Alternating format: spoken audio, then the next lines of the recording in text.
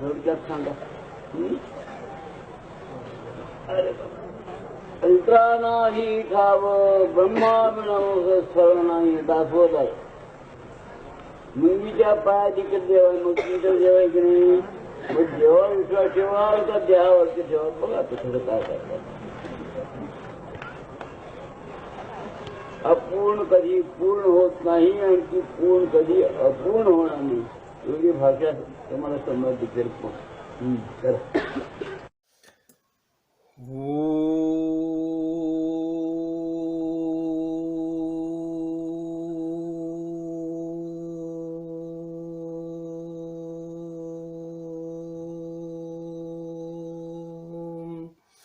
राजाधिराज सद्गुरुनाथ सिद्धरामेश्वर महाराज की जय। राजाधिराज सद्गुरुनाथ श्री भाऊ साहेब महाराज की जय। राजाधिराज सद्गुरुनाथ श्री काळ सिद्धेश्वर महाराज की जय।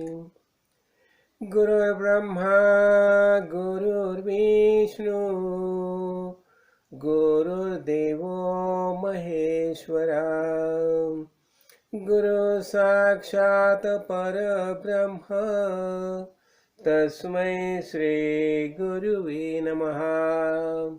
ब्रह्मानन्दं परमसुखदं केवलं ज्ञानमूर्तिं द्वन्द्वातीतं गगनसदृशं तत्त्वमस्यादिलक्ष्यम् एकं नित्यं विमलमचलं सर्वधी साक्षिभूतं भावातीतं त्रिगुणरहितं सद्गुरुं तं नमामि।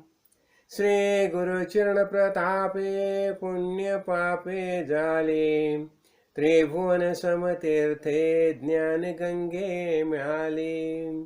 शुभाशुभ पाहता भावना राम झाले निषेधिनी गुरुराया उन्मनी झोप आले।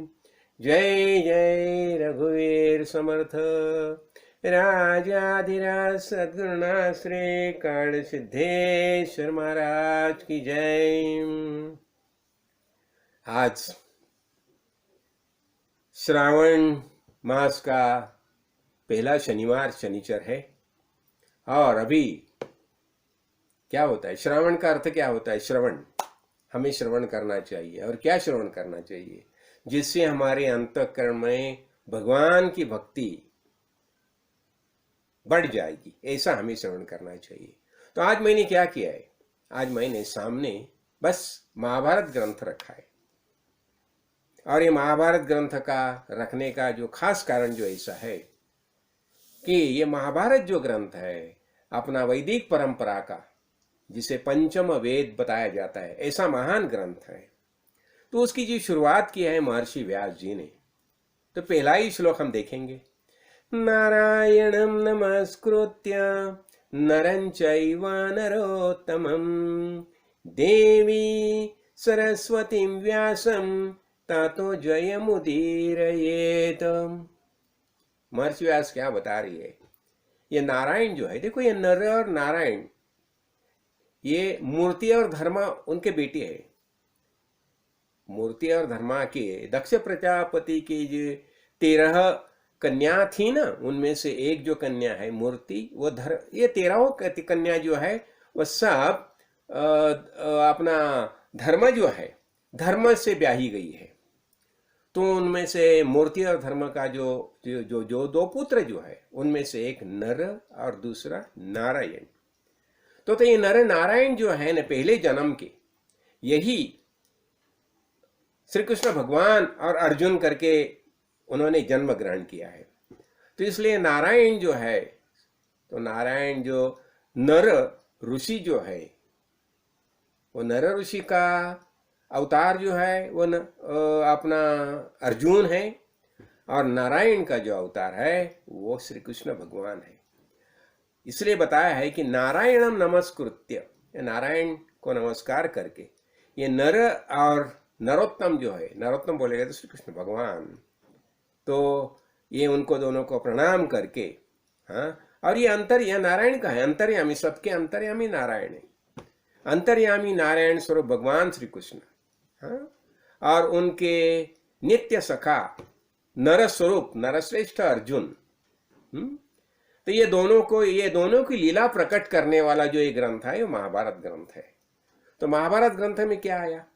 महाभारत ग्रंथ में ये कौरव पांडव युद्ध जो है, महाभारत युद्ध जो है, उसका पूरा इतिहास आया है, और उसमें पूरा तत्वज्ञान आया है। जो वेद में जो बताया गया है, वेद में बताया गया ये पूरा तत्वज्ञान इस ग्रंथ के अंदर आया है। तो ये दो को नमस्कार करके, हाँ, और उनकी भगवती सरस्वती जो है, तो सरस्वती के माध्यम से महर्षि व्यास जो है, तो महर्षि व्यास उन्होंने जो ये महाभारत ग्रंथ का निर्माण किया है, तो उनका नमस्कार करके हम ये महाभारत का जो पठन जो है वह आरंभ करेंगे, ऐसा बताया गया है। बता देखिए, और ये महाभारत ग्रंथ के अंदर ही जो भगवत गीता जो है ना, भगवत गीता महाभारत ग्रंथ के अंदर ही आई।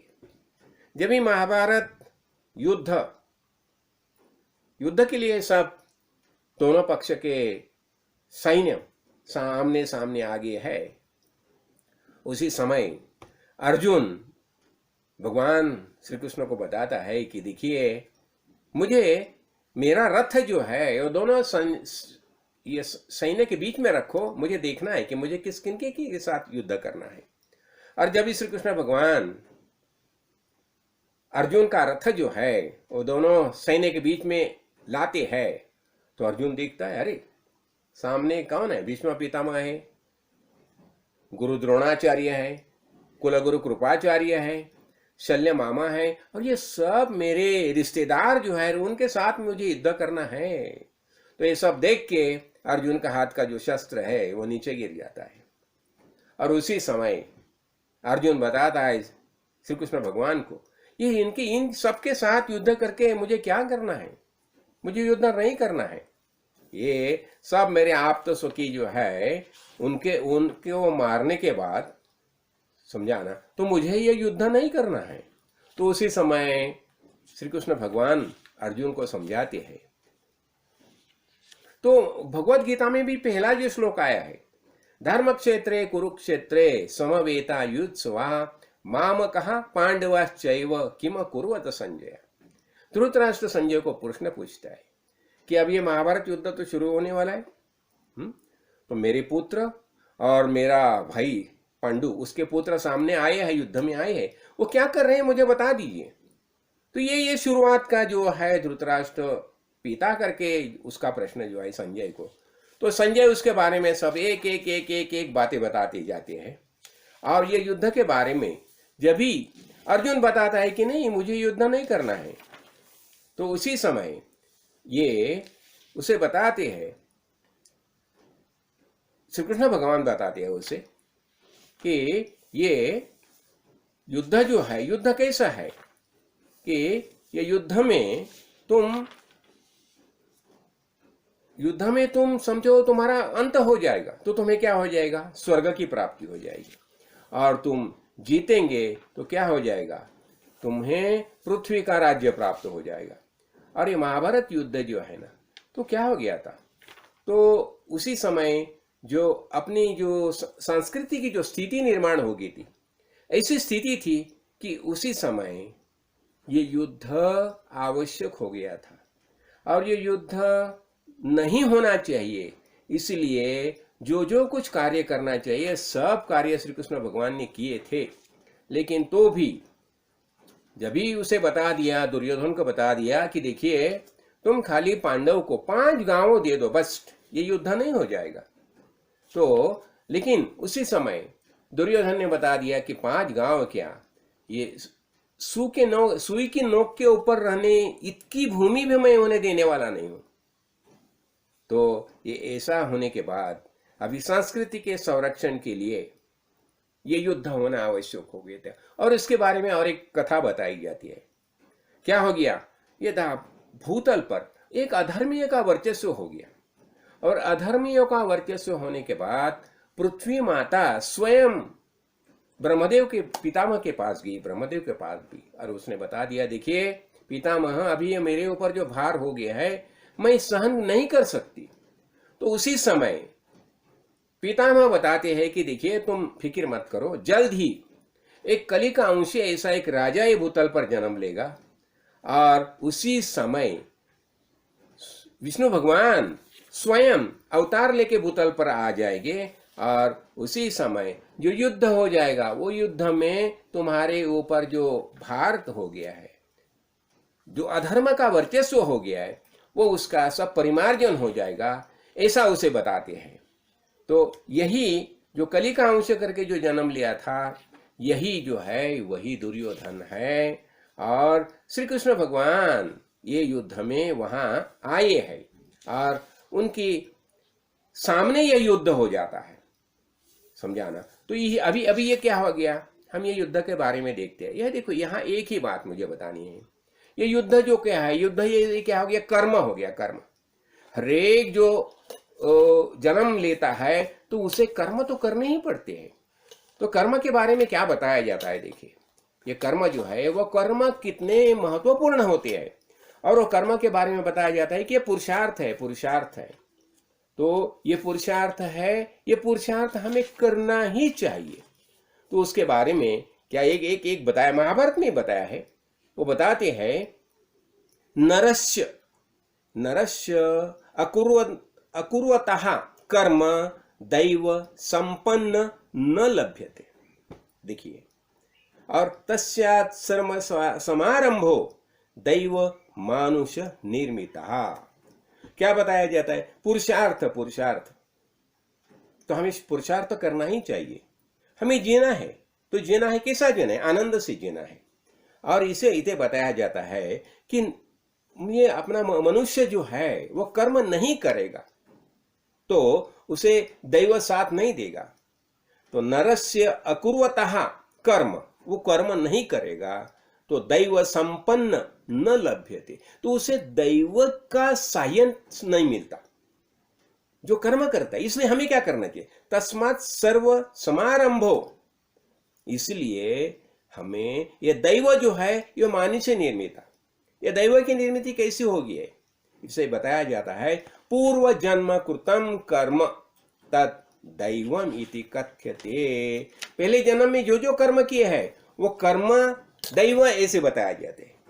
दैव किसे बताया जाता है, हमने पहले से जो कर्म किया है, जो कर्म संचय हमारे साथ है, वही हमारा दैव है, वही हमारा नसीब है, वही हमारा भाग्य है। तो इसलिए हमें पुरुषार्थ करना ही चाहिए। और इसके बारे में राम प्रभु को भी वशिष्ठ बताते हैं, योग वासिष्ठ में बताया जाता है कि शुभेन पुरुषार्थेन शुभम आसाद्यते फलम, अशुभेन अशुभ राम यथा इच्छसी तथा।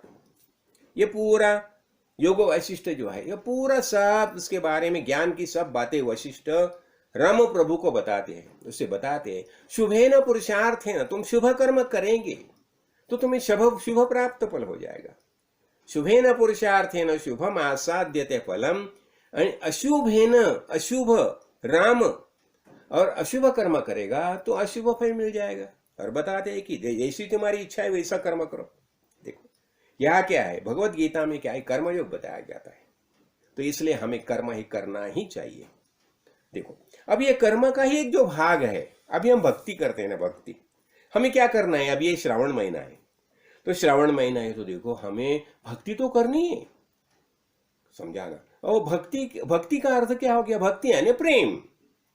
नारद भक्ति सूत्र में नारद मुनि क्या बताते हैं, अतः तो भक्ति व्याख्यास्यम। अभी मैं भक्ति की व्याख्या करता हूं। क्या, अभी देखो सब कर्म करके हो गए, पूजा अर्चा जो जो करना है सब करके हो गया, और अतः अभी सब होने के बाद अभी नारद मुनि बताते हैं, अभी मैं भक्ति की व्याख्या करता हूं। यानी भक्ति क्या, किसे भक्ति बताया जाता है, भक्ति क्या है, इसके बारे में मैं अभी तुम्हें बताता हूं। अभी वो और इसलिए बताता है भक्ति क्या है, कि भक्ति के बारे में बताते हैं कि भगवान के बारे में अपने हमारे अंतःकरण में भक्ति होनी, भक्ति यानी प्रेम, तो हमारे अंतःकरण में भक्ति निर्माण होनी चाहिए।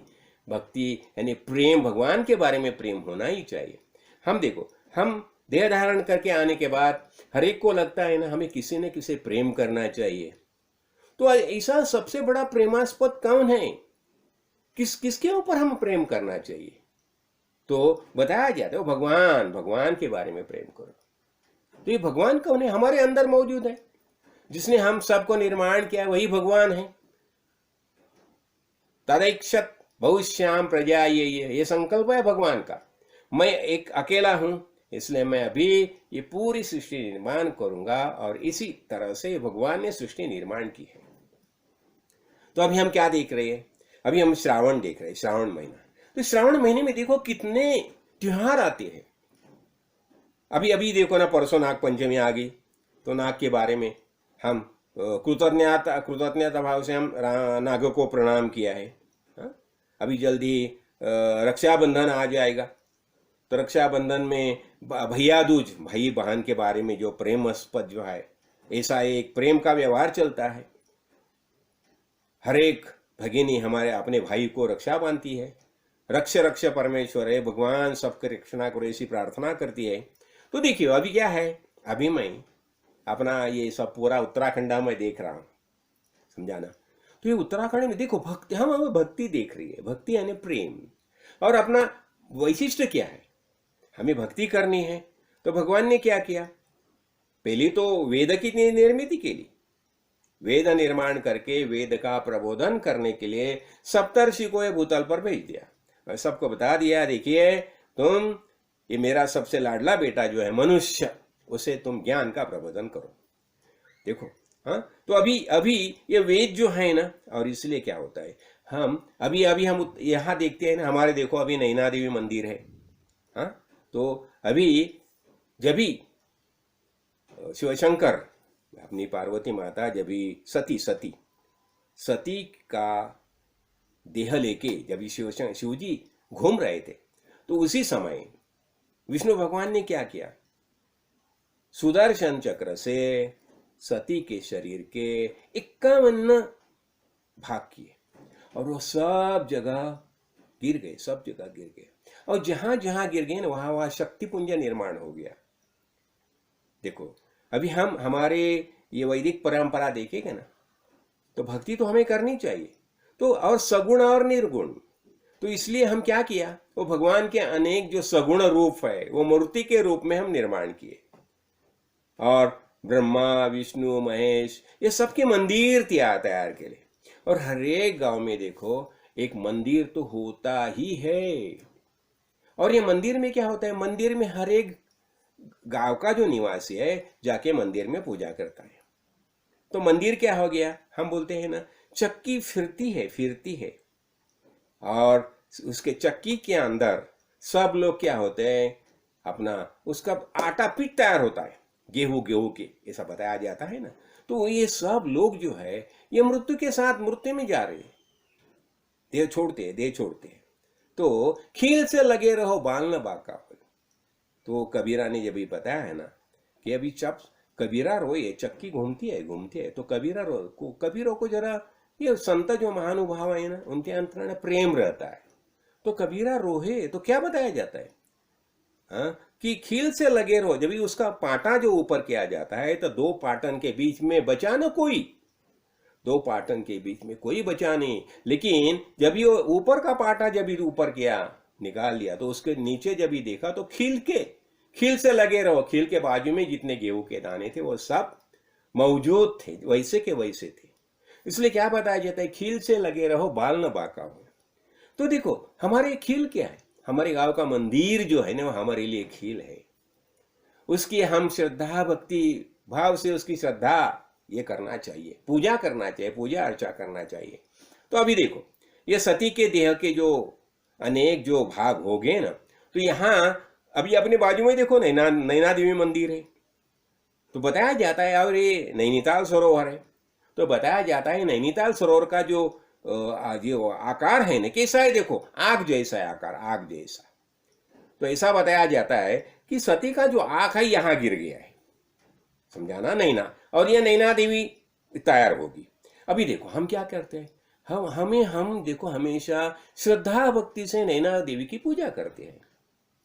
तो हो गया हमारे लिए खील होगी, नैना देवी खील होगी, और हम श्रद्धा भक्ति से पूजा भी करते हैं ना, तो बताया जाता है ना, सात्वस्मिन् परम प्रेम रूपा अमृत स्वरूपाच यल्लब्ध्वा पुमान् सिद्धो भवति तृप्तो भवति। ऐसी भक्ति है।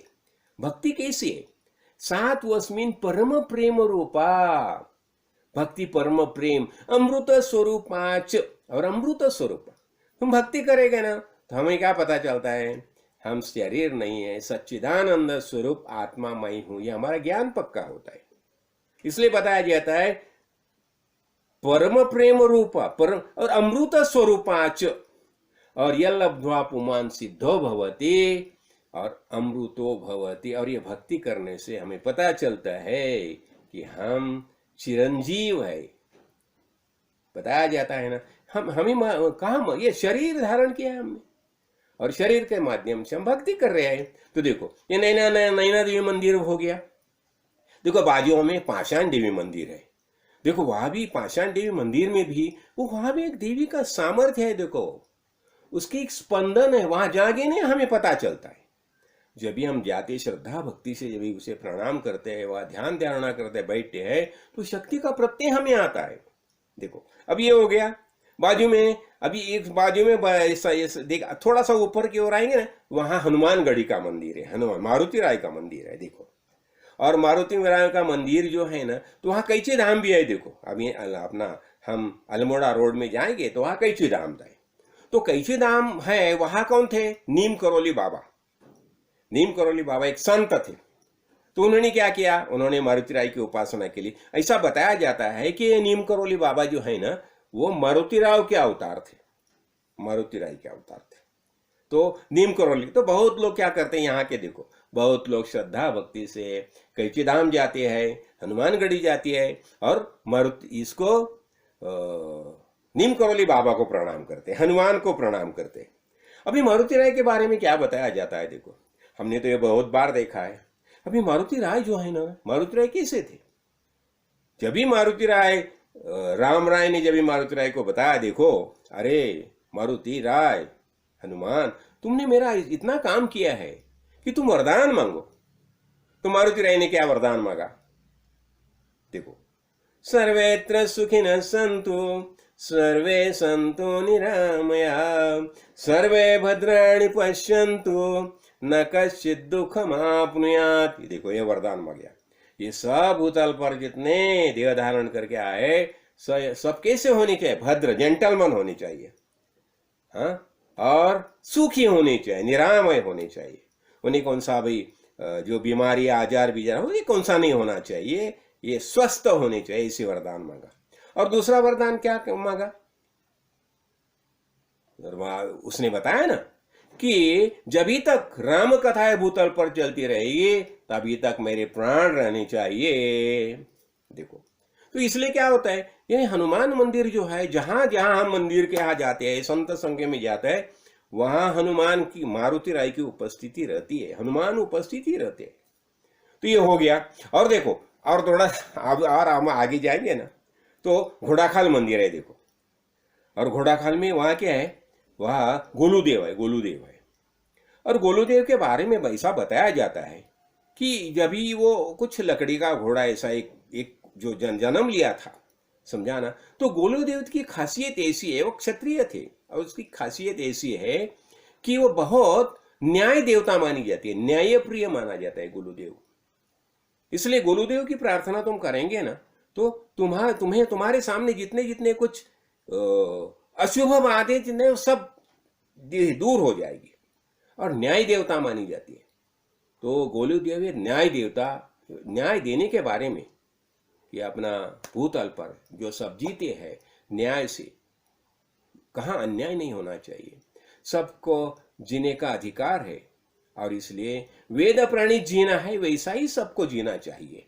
तो गोलूदेव यहाँ बहुत प्रसिद्ध है गोलूदेव। और गोलूदेव का और एक मंदिर है, हाँ, तो ये घोड़ाखाल में गोलूदेव का मंदिर है। और दूसरा जो है ना वो हम देखो कहा जाते हैं रास्ते में घोड़ाखाली देवी मंदिर गोलूदेव है, और चितई अल्मोड़ा, तो अल्मोड़ा रोड पर जाते समय चितई में एक मंदिर है, गोलूदेव का मंदिर है, वह भी बहुत बहुत प्रसिद्ध माना जाता है। ये सब श्रद्धा भक्ति से अनेक लोग जो है ना, और श्रावण महीने में तो हम अनेक लोग ये देव के दर्शन के लिए आते ही है। तो हो गया ये गोलूदेव हो गया। और आगे जाएंगे ना अल्मोड़ा रोड में जाएगा, अल्मोड़ा के आगे जाएंगे ना तो वहां जागरेश्वर महादेव मंदिर है। देखो तो जागरेश्वर महादेव मंदिर है ना, तो बताया जाता है कि 16वीं सदी में चंद राजा ने बनाया है। वो बहुत पुराना है, हम गए थे वहाँ, और वो बहुत बड़ा ये है, शिवलिंग भी बहुत बड़ा शिवलिंग है। तो 16वीं सदी में वो बहुत पुराना मंदिर है, और बहुत एकदम नैसर्गिक, इतना सुंदर है वातावरण, वहां जाने के बाद प्रसन्न नहीं लगता है हमें। तो समझा ना, वो जागरेश्वर महादेव मंदिर है। तो हो गया, तो वहां भी देखो, वहां भी हम जाते थे, शिवजी की भक्ति करते नहीं सर। और शिवजी कौन है? शिव शंकर बोलेगा तो हमारे माता पिता है ना, पार्वती परमेश्वर कौन है? हमारे माता पिता है। और शिव जी बोलेगा तो ज्ञान की देवता। हाँ, तो शिव जी के बारे में क्या बताया जाता है?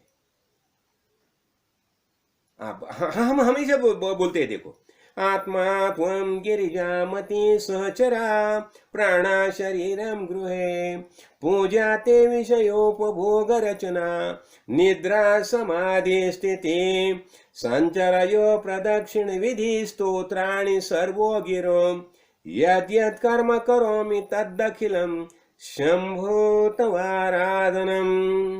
तो देखो ऐसे हम ये शिव जी की पूजा करते हैं। आत्मा त्वम, आज शिवशंकर को हम क्या बताए? तू ही आत्मा है, आत्मा त्वम गिरिजामती। और पार्वती कौन है? बुद्धि जो है हमारी वही पार्वती है। सहचरा, पंच प्राणी हमारे सहचर है, सहचरा प्राण। हाँ, गिरिजामती सहचरा प्राण शरीरम गृह, है शरीर ही घर है, घर इसके अंदर ये मौजूद है, आत्मा मौजूद है। हाँ, और पूजाते विषय उपभोग ना, तुझे पूजा है नहीं क्या है? हम अनेक जो पूजा करते हैं, जितने जितने विषय का अनुसंधान करते हैं, हाँ, अनुभव करते हैं, ये सब विषय तुम्हारी पूजा है। हाँ, और निद्रा हम सोते हैं वही समाधि है। और संचरय प्रदक्षिण, हम जहां जहां घूमते हैं सब यही तुम्हारी प्रदक्षिण है। और ये सब बातें जो है वो सब ज्ञान दृष्टि से हम समझ लगते हैं। तो हम क्या देखा? ये जागरेश्वर महादेव मंदिर देखा। जागरेश्वर महादेव मंदिर अवश्य आप जाइए, देखिए, देखा होगा आपने, सब तो देखा होगा। और बाद में क्या होते हैं? हम पूर्णागिरी देखते हैं। देखो पूर्णागिरी जाती है, पूर्णागिरी तो बहुत ऊपर चढ़ना पड़ता है, कितना 3 किलोमीटर ऊपर जाना है, एकदम ऊपर है, इसलिए तंदुरुस्ती होनी चाहिए नहीं तो तुम ऊपर तक नहीं जा सकोगे। तो ऊपर 3 किलोमीटर जाना, 3 किलोमीटर आना। तो ये पूर्णागिरी जो है, तो वहां क्या बताया जाता है? ये आपने सती जो है, सती का नाभि का जो भाग है नाभि का, वो वहां गिरा था, और उसलिए वहां मंदिर बनाया है ऊपर पूर्णागिरी में। और पूर्णागिरी का वैशिष्ट्य क्या है? वहां देखो, वहां भी तुम जाएंगे ना, वहां एक तुम्हें महसूस हो जाएगा, वहां की शक्ति महसूस हो जाएगी, वहां का सामर्थ्य महसूस हो जाएगा। हम श्रद्धा भक्ति से हम पूजा करते हैं तो अद्वितीय हम हमारे लिए सब बातें करती ही रहती है ना। तो पूर्णागिरी हो गया। और दूसरा क्या होता है? देखो पूर्णागिरी, और वहां ना बीच में से काली गंगा बहती है। देखो काली गंगा और गौरी गंगा, वो जो आगे नेपाल से आती है वो गौरी गंगा, और भारत से आती है वो काली गंगा, और दोनों का वहां आगे जाके दोनों का संगम हो गया है। तो देखो अब ये पूर्णागिरी जो है, तो पूर्णागिरी का दर्शन लेने के बाद ना नेपाल में अपना काली नदी जो है वो करके उलांग के उसके पीछे दूसरी बाजू में ब्रह्मदेव का मंदिर है, समझाना। तो ब्रह्मदेव का मंदिर है, वहां भी हम जाके दर्शन लेते हैं, समझाना, श्रद्धा भक्ति से। और ब्रह्मदेव कौन है? हमने तो देखा है, सबका संपूर्ण सृष्टि का निर्माता जो है ब्रह्मदेव है। ब्रह्मदेव बोलेगा जो हमारे पिता है। हाँ, तो ऐसे वो ब्रह्मदेव का मंदिर है, वो भी बहुत अच्छा। और देखो अभी यहाँ तुम आइए ना, अभी यहाँ रामनगर के पास, तो वहाँ ना गर्जिया मंदिर है, गर्जिया मंदिर है, वो भी बहुत अच्छा मंदिर है। सीधा थोड़ा सा ऊपर चढ़ना पड़ता है, और वहाँ ना हमेशा बाजू में एक नदी भी बहती है, गर्जिया मंदिर के बाजू से नदी बहती है, और वो ऊपर चढ़ के जाना पड़ता है, और वहाँ भी हम जाके देवी का दर्शन कर सकते हैं। तो गार्गिया मंदिर हो गया। और उससे क्या हो गया, देखो हम बद्रीनाथ जाते हैं, बद्रीनाथ तो देखा, और बद्रीनाथ केदारनाथ के हम दर्शन करते हैं, तो बद्रीनाथ का भी पूरे देखी हुई है क्या स्थिति कैसी है। तो बद्रीनाथ के जो दो नर और नारायण जो मंदिर है, समझाना, तो नर और नारायण मंदिर के बीच में से अलकनंदा बहती है, देखो अलकनंदा बहती है। तो वहां जाने के बाद वहां भी देखो बद्रीनाथ में है ना, वहां विष्णु भगवान का निवास स्थान है बद्रीनाथ में। तो देखो हमारा सबका प्रतिपालन कौन करता है, विष्णु भगवान करते हैं ना, बद्रीनाथ करते हैं ना। तो ये बद्रीनाथ जो है, हाँ, तो बद्रीनाथ हमारा सबका प्रतिपालन करता है। तो श्रद्धा भक्ति से हमें बद्रीनाथ का दर्शन भी करना चाहिए, हाँ, उसे प्रणाम भी करना चाहिए। और बाजू में क्या है, बद्रीनाथ तो हो गया, अलकनंदा, और बीच में नर और नारायण मंदिर, ये है, पहाड़ी है, पर्वत है। तो नर पर्वत वो अर्जुन का दिग्दर्शन करता है, और नारायण पर्वत, तो नर नारायण जो पर्वत है उनके बीच में से अलकनंदा बहती है, हाँ? तो हो गया। और हम केदारनाथ जाते हैं देखो दर्शन करने के लिए। और केदारनाथ में भी क्या है, केदारनाथ में हमने देखा ना कि शंकराचार्य जी ने केदारनाथ में बहुत तपस्या किया है, और वहाँ शंकराचार्य जी की समाधि भी थी। लेकिन अभी 1913 में जो हो गया ना बहाव, बहुत बड़ा बहाव आया था, और उसमें बहुत कुछ बह के गया था। तो वहां देखो भगवान की क्या लीला होती है। अभी पूरा सा वो परिसर था ना, हमने उसके पहले भी देखा है, समझाना, अभी समझो 96 में देखा है हमने। तो वो समय का जो था ना, तो अभी क्या हो गया, वो पूरा जो है वो ऊपर से जब ये बड़ा फ्लड आ गया, सब बह के नीचे गया। और देखो वो मंदिर का देखो भगवान की क्या किमया होती है। एक बहुत बड़ा ऐसा एक पत्थर आ गया, समझाना, बहुत बड़ा पत्थर आ गया और बीच में रुक गया। तो क्या हो गया, ऊपर से जितना बहाव आया वो मंदिर का बराबर संरक्षण हो गया, मंदिर को कुछ नहीं हो गया। देखो यही भगवान की लीला होती है। हम बोलते हैं भगवान भगवान भगवान, अरे ये सब चमत्कार जो है ना, कोई क्यों बताए जाते हैं। हमें भगवान हमारे आजू बाजू में मौजूद है ये पता लगता है ना, इसलिए हमें अंतःकरण से श्रद्धा भक्ति से उसकी पूजा करनी चाहिए, उसके ऊपर श्रद्धा रखनी चाहिए। भगवान का है, हमारे साथ है, ये बताया जाता है। देखो तो बाकी सब बहा के चला गया, लेकिन मंदिर को कुछ नहीं हो गया, मंदिर वैसा कि वैसा है। देखो अभी हम गए थे, अब ये रमा एकादशी में हम गए थे वहां केदारनाथ में। तो ये हो गया, ये बद्रीनाथ हो गया, केदारनाथ हो गया, हाँ। और बाकी देखो अब ये सब पंचप्रयाग, तो हमें सबको तो पंचप्रयाग के बारे में तो पता ही है। ये क्या है, ये पूरा देवभूमि है, ये उत्तराखंड जो है ना, ये देवभूमि है। और अनेक आत्मज्ञानी महापुरुष यहाँ अभी भी तपश्चर्या करते हैं, यहाँ की या गुहा में तपश्चर्या करते हैं। देखो अभी हम कुंभ मेला देखा ना, तो कुंभ मेला के समय कितने कितने ऋषि कहाँ से आए थे, कहाँ जाते हैं वो, और वो अभी सब तपश्चर्या करते हैं, अपने अपने तपश्चर्या करते हैं। और वो तपश्चर्या का जो पॉजिटिव जो वाइब्रेशन जो है, उसका परिणाम हम अच्छा अनुभव करते हैं। देखो हमें तो भक्ति करना है श्रद्धा भक्ति से, तो ये सब परिणाम जो है वो उनकी भक्ति का परिणाम है। इसलिए तुम देखेंगे ना, ये भरत भूमि में देखो पूरा विश्व में कितने कितने कुछ जो कुछ अशुभ घटनाएं घटती है, उसकी तुलना में आप देखेंगे तो भरत भूमि में ज्यादा अशुभ घटनाएं नहीं घटती। क्यों? भगवान का वरदान है, भगवान मौजूद है, भगवान रक्षण करता है। क्यों? हम सब भगवान की प्रार्थना करते हैं। हमें क्या चाहिए? हम एक ही बोलते हैं, भगवान रक्ष हमारी रक्षा करो बस। और हमारी श्रद्धा भक्ति के कारण भगवान हमें सब तरीके से संभालता है। उसने बताया ना, भगवत गीता में बताया ना, न मे भक्ता प्रणश्यति, जो मेरा भक्त हो गया उसका कभी भी संहार नहीं हो जाएगा। हाँ? और उसने बताया, यदा यदा हि धर्मस्य ग्लानिर्भवति भारत अभ्युत्थानम अधर्मस्य तदात्मानं सृजाम्यहम्। जभी जभी धर्म का ह्रास हो जाएगा, अधर्म का उत्थान हो जाएगा, तो मैं खुद देह धारण करके भूतल पर आऊंगा। ऐसे भगवान ने बताया है। देखो, ऐसे भगवान की गाही है।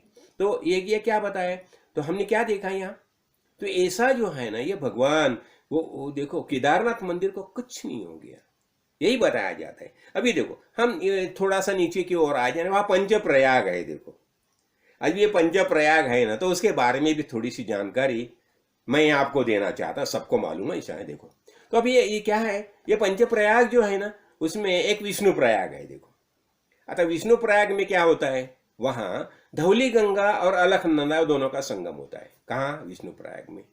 हाँ, जब भी हम चार धाम में जाते हैं ना, तो ये सब हमें रास्ते में मिल जाते हैं। फिर बाद में क्या होता है, नंद प्रयाग आता है। तो नंद प्रयाग में क्या हो गया, वहां मंदाकिनी और अलखनंदा का संगम हो गया है। थोड़ा नीचे आ जाएगा ना, तो वहां कर्ण प्रयाग आता है। तो कर्ण प्रयाग में क्या हो गया, वहां पिंडर और अलखनंदा उनका संगम होता है। ये हो गया कर्ण प्रयाग। थोड़ा नीचे की ओर हम आ जाएंगे ना, तो वहां रुद्र प्रयाग है। अभी रुद्र प्रयाग यहाँ के मंदाकिनी और अलखनंदा का संगम होता है। और फिर देव प्रयाग आता है। देखो, और देव प्रयाग में भागीरथी और अलखनंदा का संगम होता है। और ये भागीरथी और अलखनंदा है ना, उन्हें ही आगे चल के गंगा करके पुकारा जाता है। जो गंगा नदी जो है, हम गाम बोलते हैं ना, गाम्यते प्राप्यते भगवत पदम ये न सा गंगा, ऐसी गंगा नदी जो बहती है, वो गंगा नदी क्या है, उस वो देव प्रयाग।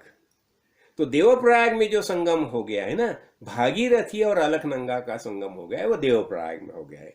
और उसके आगे उसे ही गंगा बताया जाता है। और यही गंगा जो है ना, तो बाद में ऋषिकेश और केदार, हाँ, ऋषिकेश और अभी अभी हम गए थे ना, तो हरिद्वार क्या है, देखो, तो ऋषिकेश हरिद्वार ऐसी बहती बहती नीचे की ओर जाती है, और बंगाल का जो उपसागर है वहां मिलती है, वहां तक जाती है। तो गंगा नदी बोलेगा तो हमारे पूरा भरत भूमि के दृष्टि ने कितनी महत्वपूर्ण मानी जाती है। गंगा स्नान कितना पुण्य फलदायी माना जाता है।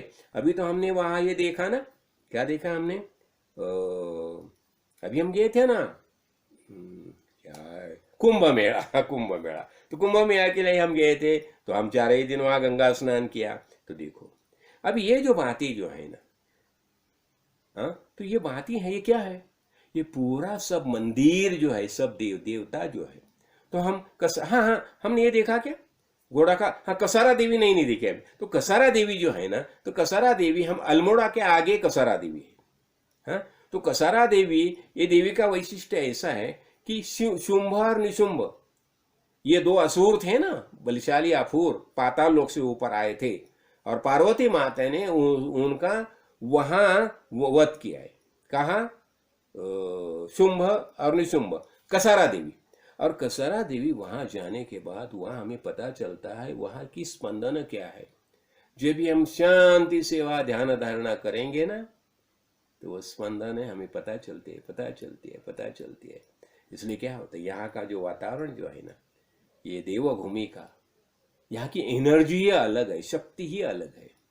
तो यहाँ रहने के बाद देखो, हम वो शक्ति महसूस कर सकते हैं, समझाना। तो हमें क्या करना चाहिए, ये अंतःकरण में श्रद्धा भक्ति भाव होना चाहिए ना।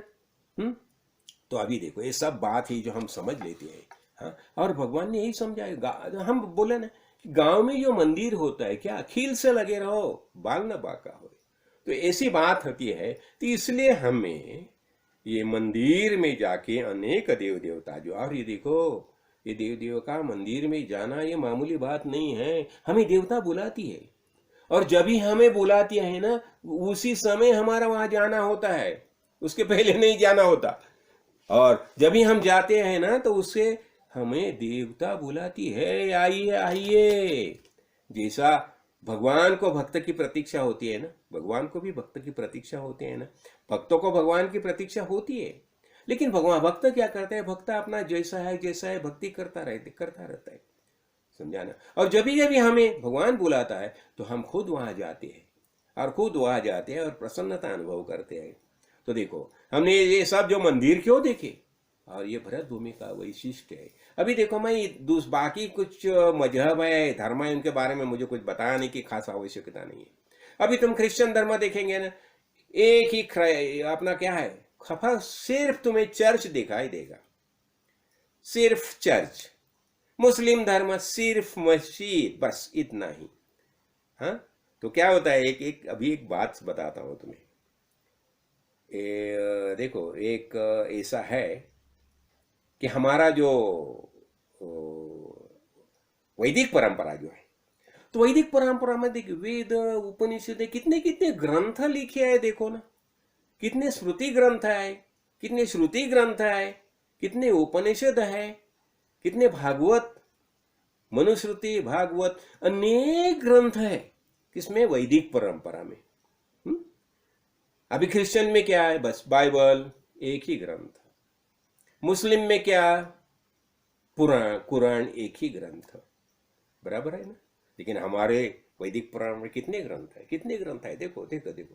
और वास्तव में ये मुस्लिम धर्म बोलो, क्रिश्चियन धर्म बोलो, ये कहां से उत्पन्न हो गया, ये वैदिक परंपरा से उत्पन्न हो गया ना, कहे ना।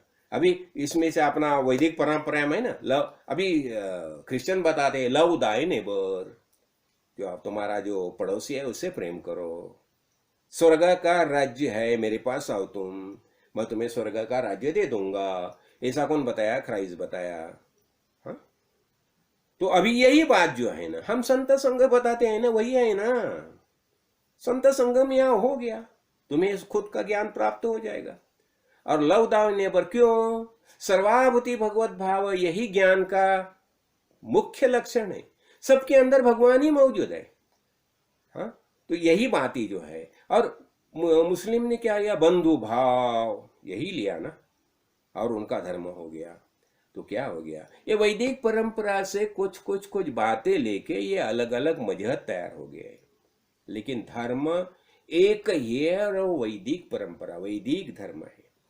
और हमारा महत्भाग्य देखो, हमें चुनने की, क्या चुनना है, यही हमारे बुद्धि से ये है। हम हमारे बुद्धि के अनुसार, हमारे आवश्यकता के अनुसार जो बातें हमें चुननी है, चुन सकते हैं, ये ले सकते हैं ना।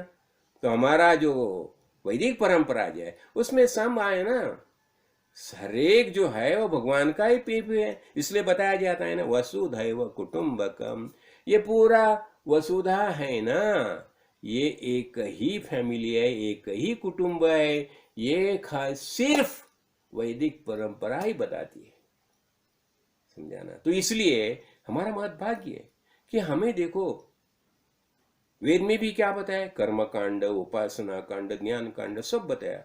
तुम कर्म करो, अच्छे कर्म करो, भगवान की प्राप्ति करो। हाँ? तुम अच्छे उपासना करो, भगवान की प्राप्ति करो। तुम ज्ञान प्राप्त करो, भगवान की प्राप्ति करो। तो तुम्हें तुम्हारी आवश्यकता के अनुसार किसका सिलेक्शन करना, किसे चुनना, ये तुम्हारी क्षमता से है। तुम्हारी क्षमता के अनुसार तुम चुन सकते हो क्या करना चाहिए। तुम्हें लगता होगा तो तुम कैचे बाबा के मंदिर में जाओ, हनुमानगढ़ी में जाओ, नैना देवी में जाओ, बद्रीनाथ में जाओ, केदारनाथ में जाओ, कहाँ भी जाओ। हम चार धाम में जाते हैं ना, चार धाम में जाते हैं, देखते कि नहीं, चार धाम में क्या है बताया जाता है। क्या हम देखते, बद्रीनाथ, केदारनाथ, यमुनोत्री और जन्मोत्री। हम गोमुख तक जाती है, देखा ना, हम गोमुख भी देखा है जाके। तो ये चार धाम हो गया।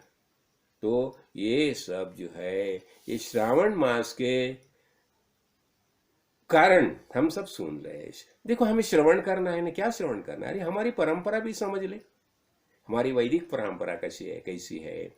हमारा ये पूरा ये देवभूमि में है, देवभूमि में कौन से मंदिर है, किसी किसी उसकी पूजा की जाती है। हाँ, तो ये बातें जो है वो हम समझ लेनी चाहिए कभी ना कभी। हाँ? अरे हाँ, एक तो बात मैं भूल गया, अभी हमारे सामने देखो, ऊपर जू के ऊपर देखे ना, तो गंगानाथ जी का मंदिर है, गंगानाथ जी का मंदिर। हाँ, वो भी एक महापुरुष हो गए, उन्होंने ज्ञान प्रसार किया है। हाँ, ये सब बातें जो है, तो ये हमें समझनी चाहिए। और हम जब भी श्रद्धा भक्ति से वो मंदिर में जाते हैं, पूजा अर्चा करते हैं, तो भगवान प्रसन्न होते हैं। भगवान को क्या चाहिए? भगवान देखो, कण कण में भगवान है, हर एक जगह भगवान है। तो आस्ते आस्ते हम सब जगह भगवान देखने की क्षमता हमारे अंदर निर्माण करते हैं, और बाद में पता चलता है। ऐसे तो हम देखो, हम क्या बताते हैं, 33, अरे देखो हर एक देवता का मंदिर है यहाँ भरत भूमि में, हर एक देव का मंदिर है, हर एक देवता के गुणधर्म है। देखो गणेश जी के बारे में देखे, गणेश जी के भी मंदिर, कितने मंदिर है देखो। और ये गणपति कौन है? जब भी हम शुद्ध ज्ञान दृष्टि देखने लगते हैं तो गणपति का अर्थ क्या हो गया? गण बोलेगा तो एक गठ है, एक ग्रुप है, और उसका पति तो गणपति। हाँ, तो ये गणपति कहाँ है? हमारे अंदर मौजूद है ना। हमारे अंदर पंच ज्ञानेन्द्रिय है, पंच कर्मेंद्रिय है, मन बुद्धि है, पंच प्राण है, ये सबका पति जो है हमारे अंदर मौजूद है। तो गणपति कहाँ है? गणपति हमारे अंदर बैठा है। हाँ, तो त्वम चिन्मय त्वम आत्मास्त्वम नित्यम, तो गणपति का अथर्वशीर्ष में हम बताते हैं ना, ओम नमस्ते गणपते त्वमेव प्रत्यक्षम तत्त्वमसि त्वमेव केवलम कर्तासि त्वमेव केवलम हर्तासि त्वम साक्षात आत्मासि नित्यम। तो गणपति कौन है? गणपति यही आत्मा का रूप है। हाँ? तो गणपति की देखो कितने कितने मंदिर है गणपति के। हाँ? और नाग देवता के भी कितने मंदिर है देखो, जहां वहां। अभी नागपंचमी हो गई ना, कितने कितने मंदिर है देखो जहां वहां। तो ये सब मंदिर के कारण क्या होता है? हमारी श्रद्धा भक्ति वृद्धिंगत होती है। हाँ, और वही देवता को हम जब भी प्रणाम करते हैं, वो देवता हमारे ऊपर प्रसन्न हो जाती है। तो हमें क्या करना चाहिए? हमें भक्ति करनी चाहिए। श्रद्धा भक्ति ये तो हमारे अंदर है ही। श्रद्धा का अर्थ क्या हो गया? शास्त्रस्य गुरुवाक्यस्य सत्य बुद्ध्यावधारणा सा श्रद्धा कथिता सद्भी यया वस्तु उपलभ्यते। देखो शास्त्र यानी वेदांत शास्त्र, वेद में जो कुछ बताया गया है वेदांत शास्त्र, और मेरे सदगुरु ने जो बताया है, मैंने तो मेरे गुरु के बारे में बताया ना, मेरे गुरु काड़ सिद्धेश्वर महाराज, तो शास्त्र ने जो बताया है वही मेरे गुरु ने बताया है। तो शास्त्र से गुरुवाक्य से सत्य बुद्ध्यावत, ये सत्य है, यह विश्वास का अर्थ हो गया श्रद्धा। जो शास्त्र में बताया है, जो मेरे गुरुजी ने बताया है, ये सत्य है, ये विश्वास, यही श्रद्धा। और इसका परिणाम क्या होता है? यया वस्तु उपलभ्यते। और ये का हम जब भी हम ये श्रद्धा निर्माण होती है हमारे अंतःकरण में, तो ये श्रद्धा के कारण परब्रह्म वस्तु की प्राप्ति हमें हो जाती है, और वही हमें करना है। हम देहधार के धारण करके भूतल पर आए हैं, तो ये नर देह का सबसे बड़ा काम क्या है? खुद की पहचान, खुद को पहचानना। तो खुद को पहचानने के लिए क्या करना चाहिए? हमें सदगुरु के पास जाना चाहिए। तो जब भी हम सदगुरु के पास जाते हैं तो सदगुरु क्या बताते हैं? अरे जिसे ब्रह्म ब्रह्म बताया जाता है वो तुम ही हो। मयि एव सकलम जातम मयि एव प्रतिष्ठितम मयि सर्वम लयम याति तद ब्रह्माहम अद्वयम। मुझ में से ये पूरा विश्व निर्माण हो गया है। मयि एव सकलम जातम मयि एव प्रतिष्ठितम, मेरे अंदर सब व्यवहार चल रहे हैं। और मयि सर्वम लयम याति, और बाद में क्या हो जाएगा? सब मुझ में ही मिल जाएगा। अरे ऐसा ब्रह्म वास्तविक मैं हूं। इसलिए हम बोलते हैं ना, चिदानंद रूप शिवोहम शिवोहम, चिदानंद रूप शिवोहम शिवोहम। तो पता चला ना, ये सच्चिदानंद स्वरूप आत्मा मैं ही हूं। देखिए अभी एक मैं महत्वपूर्ण बात समझाना चाहता हूं। हमारा मन जो है ना, मन कैसा है? वायु स्वरूप में। तो हमारे मन में क्या होना चाहिए? मन में धैर्य होना चाहिए। धैर्य समझाना, मन में धैर्य होना चाहिए। और दूसरा क्या है? बुद्धि में ज्ञान होना चाहिए। बुद्धि कैसी होनी चाहिए? बुद्धि ज्ञान होना चाहिए। हाँ, तो विवेक और विचार, इससे हमें ज्ञान प्राप्त करना चाहिए। बुद्धि में ज्ञान होना चाहिए। और न्याय, हमारे अंदर न्याय भावना होनी चाहिए। देखो सबके बारे में हमारे अंतःकरण में न्याय होना चाहिए। जैसे नेचुरल जस्टिस बताया जाता है ना, नैसर्गिक ज्ञान बताया जाता है ना, ऐसा ज्ञान हमारे अंदर होना चाहिए। और ये न्याय भावना क्या करती है? आत्मा को स्थिर करती है। और समर्पण होना चाहिए हमें। समर्पण क्या है? ये शरीर का आवेग शांत होना चाहिए। देखो हमें जब भी भगवान को साष्टांग दंडवत घालते हैं ना, क्या होता है? समर्पण किया। तो समर्पण करने से क्या होता है? हमारा शरीर में कौन सा भी भाव नहीं रह गया, आवेग नहीं रह गया। तो ये शरीर का भाव आवेग शांत होता है। जब भी हम साष्टांग दंडवत घालते हैं भगवान को, तो क्या होता है? इसलिए समर्पण होना चाहिए भगवान के सामने, और हमारे अंतःकरण में प्रेम होना चाहिए। प्रेम, तो प्रेम क्या होता है? प्रेम ये हृदय का भाव होता है। देखो प्रेम ये हृदय का भाव होता है। 2.5 अक्षर प्रेम का पढ़े सो पंडित होए। और क्या है?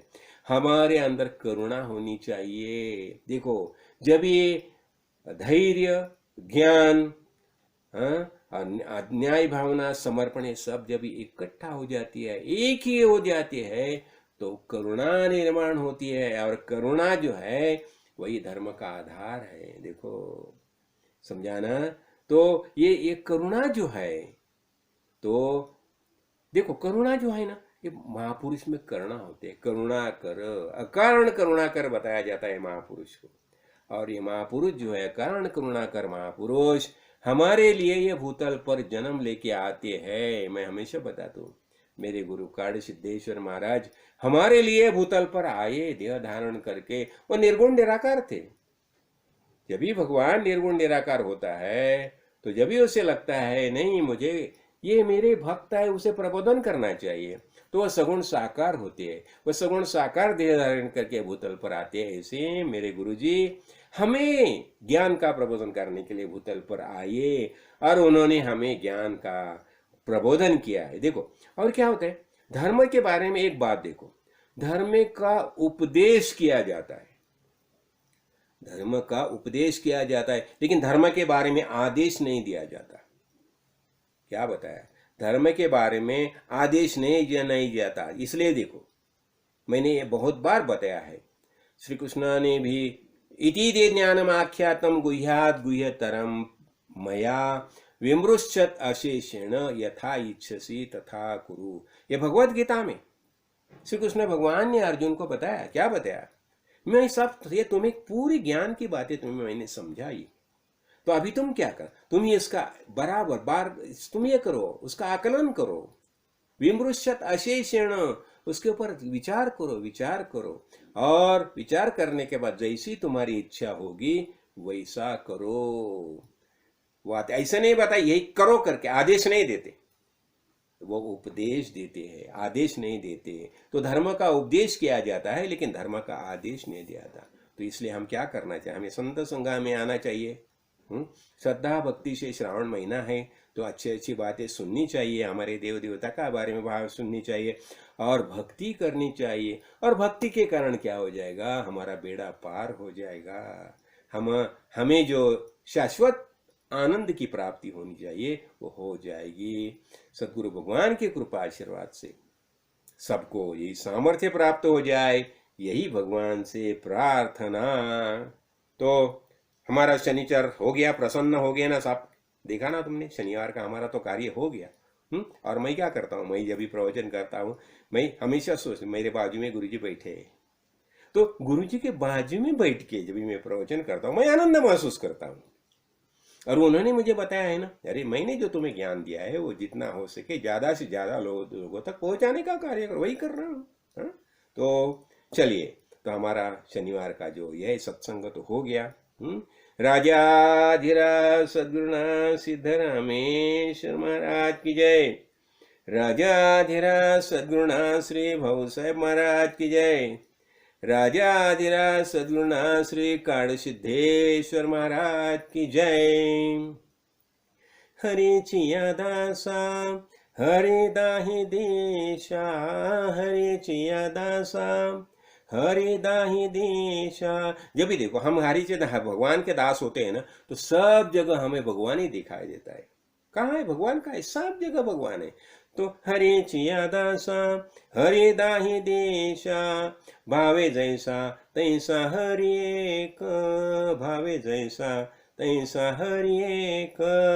हरि मुखे गाता हर पली चिंता, हरि मुखे गाता हरपली चिंता त्या नाही मागूता जन्म घेणे। जब भी हम क्या करते हैं, जब भी हम हरि का नाम स्मरण करते हैं तो हमारी सब चिंता सब दूर हो जाती है। और ऐसा होने के बाद अरे पुनः जन्म कहाँ, आना जाना ही नहीं होता, बेड़ा पार हो गया। तो जन्म घेणे लागे वासनेच्या योगे तेची झाली अंगे हरे रूप।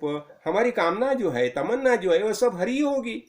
अभी हमें कुछ मांगना ही नहीं भगवान से। तो यही होता है। मी तूपण गेले हरीचे ठाई हरी रूप झाले जाणीव हरपले। मी तूपण गेले हरीचे ठाई हरि रूप ध्यानी हरि रूप मनी एका जनार्दनी हरे बोला। अभी क्या है, अभी हमारे ध्यानी मनी कौन है, भगवान ही है, हरि है, शिवशंकर ही है, विष्णु भगवान है, पार्वती परमेश्वर है। तो वास्तव में यही आनंद है। राजाधिराज सद्गुरुनाथ सिद्धरामेश्वर महाराज की जय। राजाधिराज। आपण पहिले रफ्टिंग करू, नंतर आपण जेवण करू आणि जाताना मग नमस्कार करून निघून जाऊ.